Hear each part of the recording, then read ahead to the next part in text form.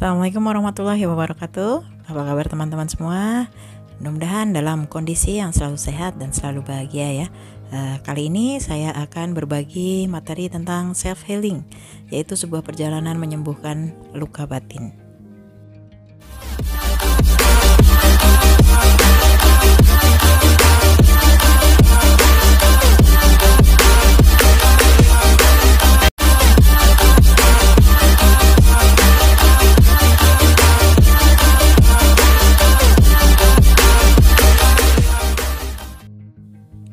Kita tahu bahwa cara mengobati sakit adalah dengan mengkonsumsi obat.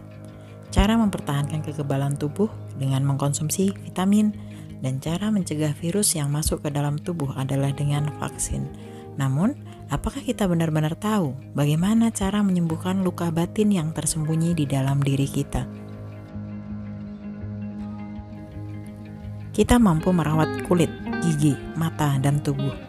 Namun, apakah kita juga mampu merawat pikiran dan perasaan kita sendiri? Nah, apa saja hal yang perlu kita perhatikan dan perlu kita lakukan untuk menyembuhkan luka batin kita? Langkah yang pertama yang bisa kita lakukan untuk mengobati luka batin yaitu dengan mengenali dan menerima luka batin itu. Menelaah kembali permasalahan yang belum usai di masa lalu bisa menjadi sebuah langkah awal mengenali sejauh mana kita telah berdamai dengan masa lalu.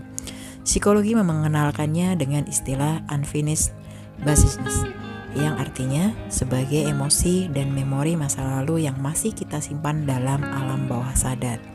Meskipun kita menekannya ke alam bawah sadar, pengaruhnya dapat muncul ke permukaan. Dalam keseharian kita jumpai dalam bentuk kesedihan yang mendalam, amarah yang tak kunjung usai, penyesalan yang berkelanjutan, kesepian yang terus-menerus, dan emosi-emosi negatif lainnya yang berakar dari masa lalu. Mengabaikan setiap emosi negatif yang hadir di dalam diri sama saja dengan menunggu bom waktu. Emosi tersebut akan membuat kita meledak pada suatu waktu, membuat suasana semakin keruh dan berantakan. Tubuh kita memang didesain untuk lari dari perasaan negatif dengan tujuan menjaga kita agar tetap bahagia, namun tidak didesain untuk mendiamkan emosi negatif yang ada dalam diri kita.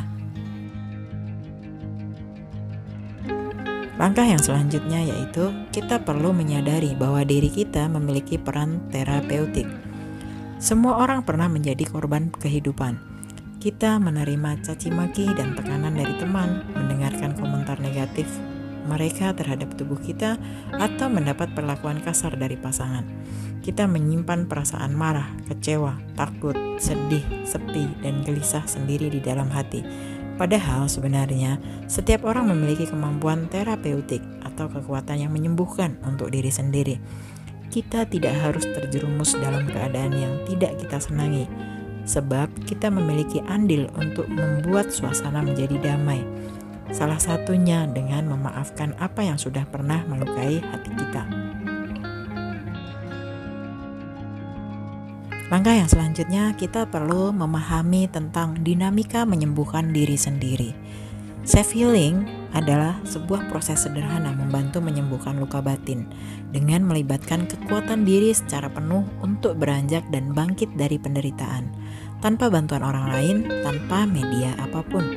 Self healing membantu kita mengenali pikiran dan perasaan negatif yang selama ini mengurung diri.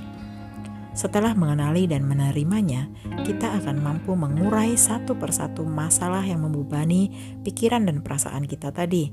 Tujuannya bukan untuk mengingat-ingat luka yang telah berlalu, tetapi mengajak kita untuk lebih memahami diri.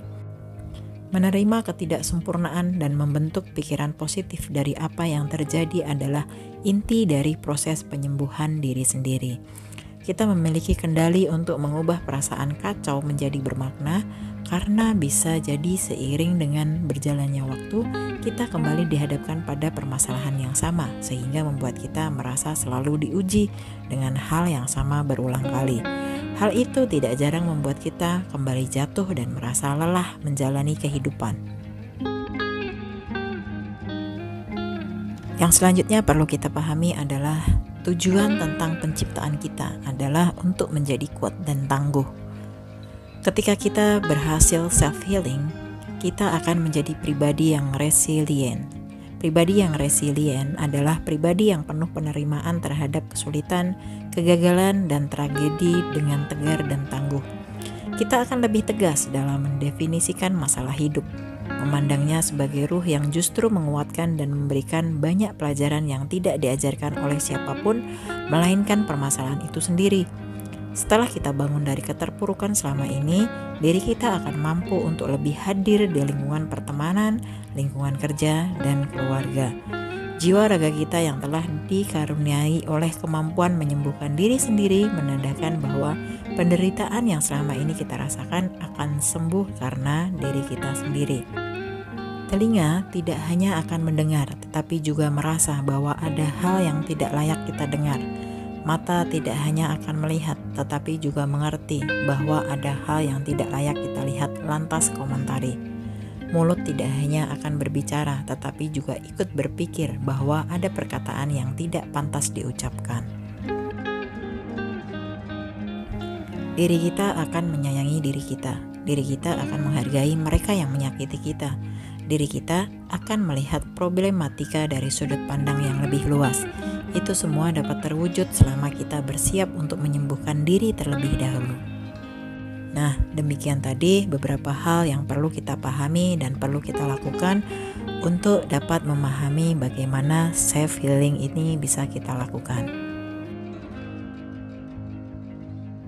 Terima kasih sudah menonton video ini. Kita bertemu lagi di video yang berikutnya. Saya ucapkan terima kasih. Assalamualaikum warahmatullahi wabarakatuh.